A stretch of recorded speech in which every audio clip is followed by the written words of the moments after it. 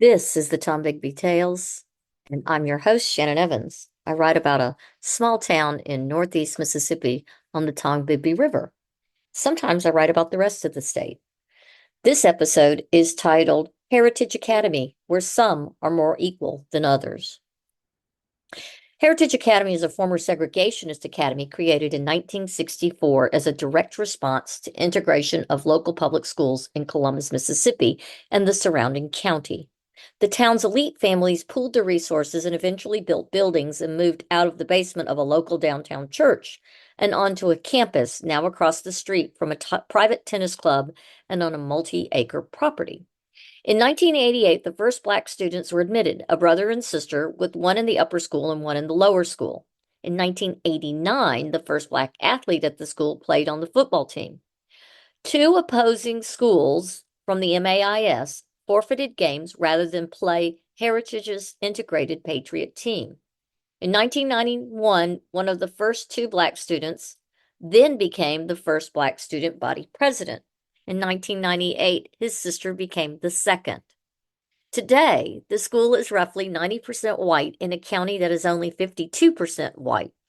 High school tuition is advertised on their website as $8,800 a year, not including home access to Apple-based technology, uniforms, some books, team uniforms, and dyslexia and other resource services. They are a member of and accredited through the Mid-South Association of Independent Schools, known as the MAIS, as well as Cognia and SAIS, the Southern Association of Independent Schools. The MAIS is their most significant governing accreditation for Mississippi private schools. According to the Heritage Academy website, student learning in a Christian environment is the administration and board's chief priority. Outwardly, the school promotes that image with prayers before games, prayer circles around the flag, student athlete events, etc.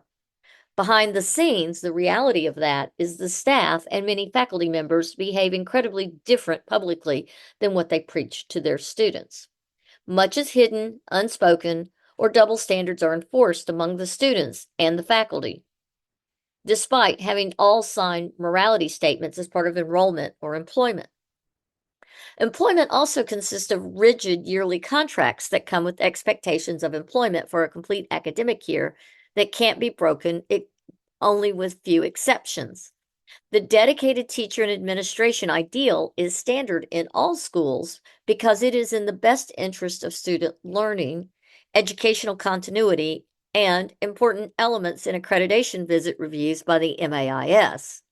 So it was a complete shock when two significant administrators, who were also classroom instructors of core curriculum, left the upper school within a matter of roughly 2 weeks of each other. First, let me explain the hierarchy of administrators at this school.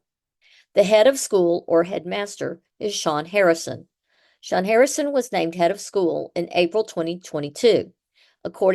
Prior to accepting the head of school role, Harrison served as the high school principal, athletic director, and head football coach at Heritage, starting in 2016. He had attended Delta State University, where he earned a bachelor's degree in English, I believe. He earned his master's in education with an emphasis on instructional design from Mississippi University for Women. He does not, to my knowledge, hold a master's in education administration or education leadership, something typically expected of a head of school or a principal. He did replace Dr. Greg Carlisle, who was head of school for 10 years. Carlisle holds a doctorate in educational leadership and administration from Mississippi State University and is now in Philadelphia, Mississippi, working with the Choctaw Nation schools. The Dean of Students was Yandel Harris, appointed by Sean Harrison and announced with the other new administration positions on the official school Facebook page on May 9th, 2022, when Harrison took over as head of school. Yandel Harris, the Dean of Students, was also appointed the boys' athletic director. In his role as dean, he was to oversee all discipline in the school as well as continuing to teach seventh grade Bible class, a core requirement. There is no mention of his education qualifications. However, he had 26 years of administrator, coach, and teacher experience going into this school year. Mrs. Lynn Sneed was appointed high school principal and continued to support the math department, and in this current school year was the honors algebra 2 teacher. At the time of her appointment, she began a master's in independent school leadership through Mississippi College. Coach Mo Reed was named girls athletic director and would continue being girls basketball head coach and the government and economics teacher while in this position. It is not clear if she has a master's. However, she does hold a bachelor's degree and teaching certificate via the MAIS. Of those four in leadership at the start of 2022 to 2023 school year into this current 2024-2025 school year, two of the administrators have left or been forced to leave within 2 weeks of each other in the middle of a marking period in which they had students and instructional responsibilities. This is incredibly unusual in such a small school, especially one as allegedly academic oriented as Heritage purports to be.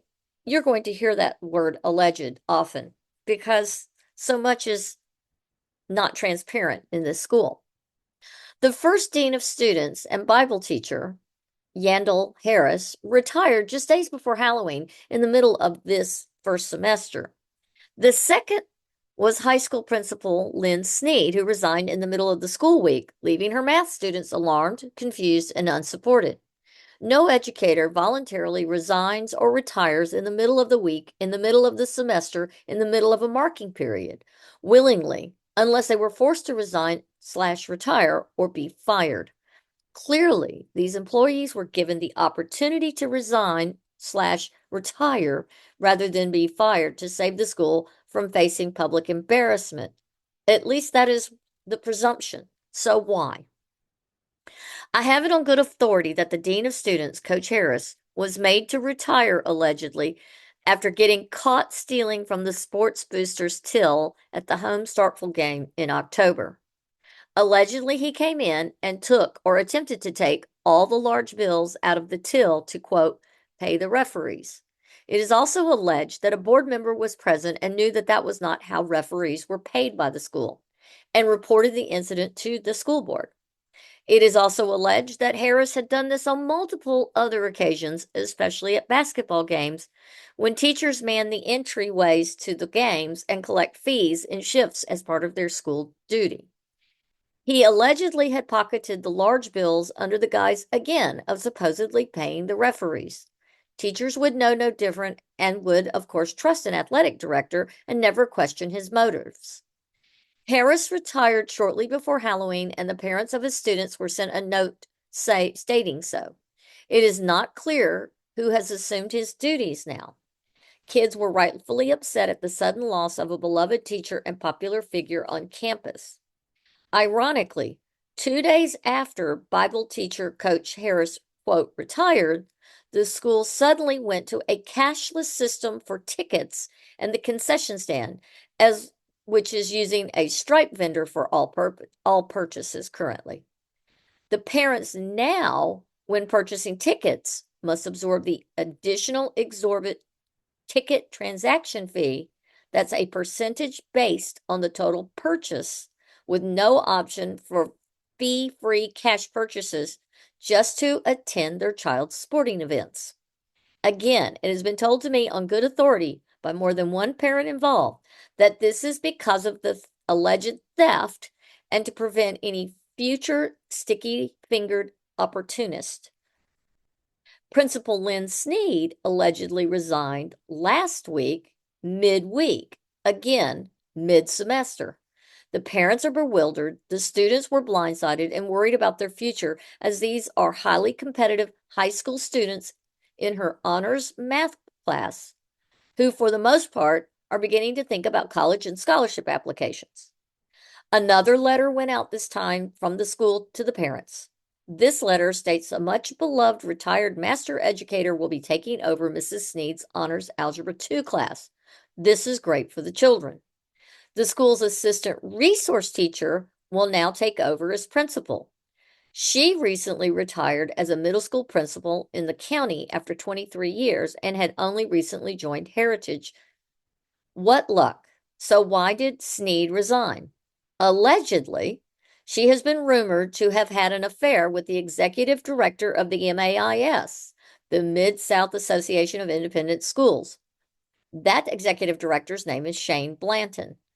Blanton is a former Columbus resident and a Columbus native, and he is supposedly was Mr. New Hope and a classmate of Sneed's. It is ironic that after the rumors of the alleged affair made the rounds, the next day, Thursday, Blanton resigned from the MAIS with no public announcement, etc., and disappeared completely from their website the very same day. It is alleged that Sneed's husband exposed the affair to the Heritage School Board and to the MAIS board simultaneously. Perhaps it is coincidental. However, there are just too many coincidences in this story. The level of impropriety here and conflict of interest, if this is true, creates ethical issues if they were in a relationship, and that is significant. Heritage's primary accreditation and school affiliation for sports, especially, are completely aligned with the MAIS. Every teacher at that school has a teaching certificate that is endorsed by the MAIS. If there was a relationship between an administrator of one of the major players in the MAIS with one of the major players of Heritage and the executive director during a review cycle, every positive accolade they bestowed on the school or had a part of, or its staff, or its students, can now be called into question and potentially be revoked and result in the school placed on probation with their governing agencies.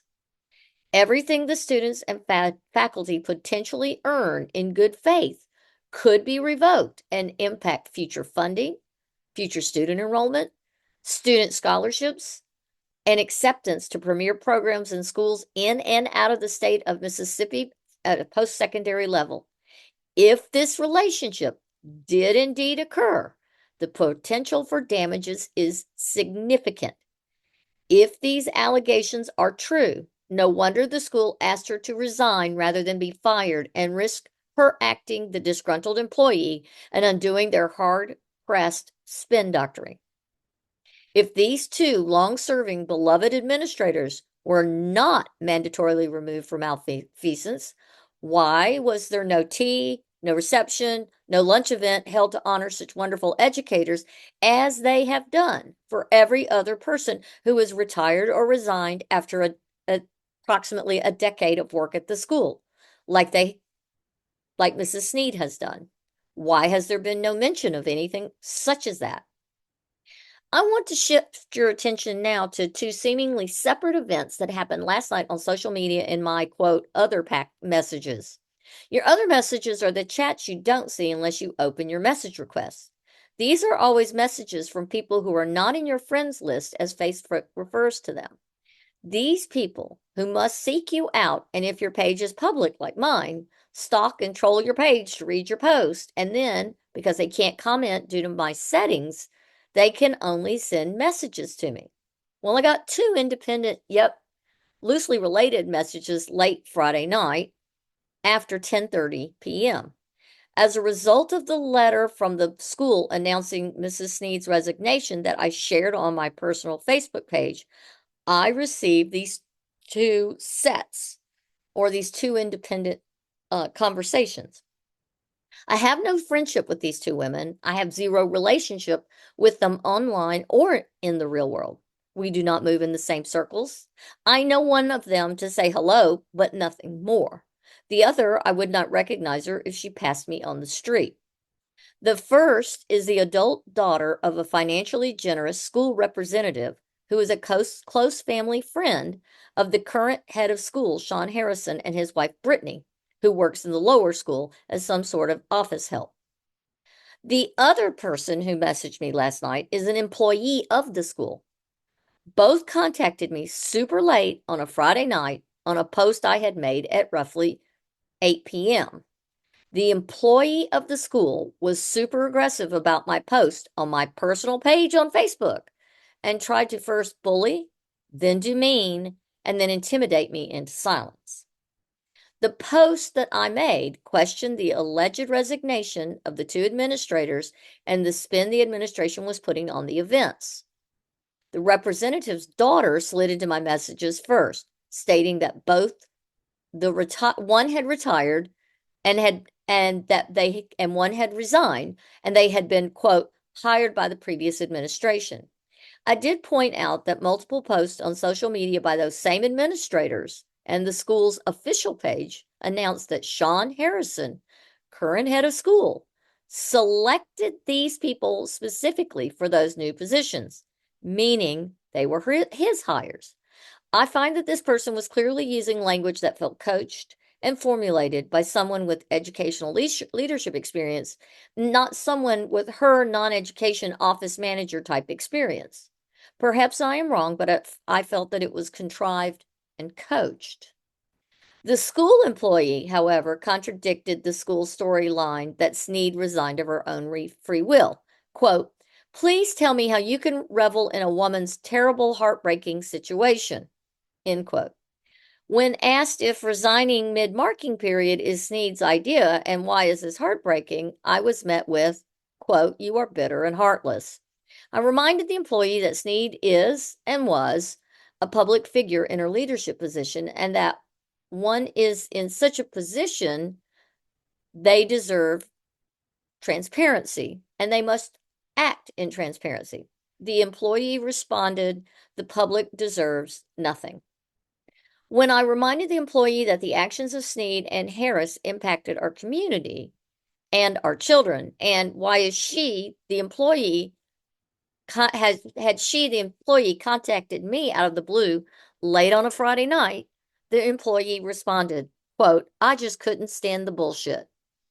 Remember, the bullshit in question is the letter the school sent out to announce the resignation and those stepping in to fill the gap on my personal social media page.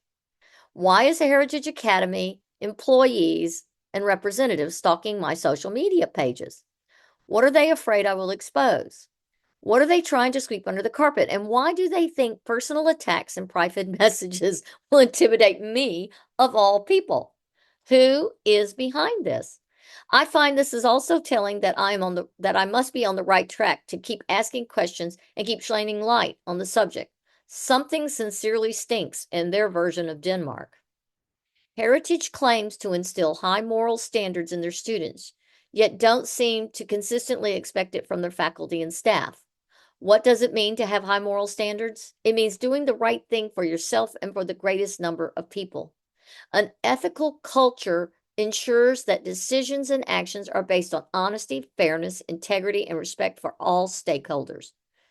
Transparency involves openness and the willingness to share information, both positive and negative, with all relevant parties. Clearly, Heritage Academy's current leadership is afraid of anything resembling transparency. That's just part one of this series. Until next time.